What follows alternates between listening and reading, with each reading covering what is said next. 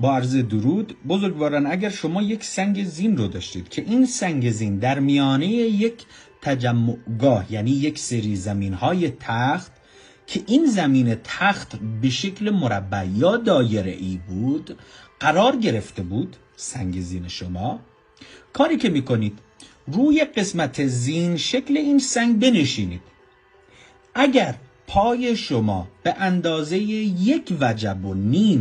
از زمین بالاتر بود، شما در مقابل دیدتان، در مقابل دید خودتون در این جهت عزیز من، یک سنگ مثلثی قرار می گرفته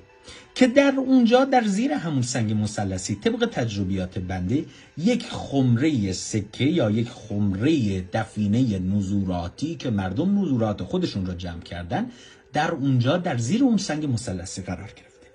اما اگر پای شما به سطح زمین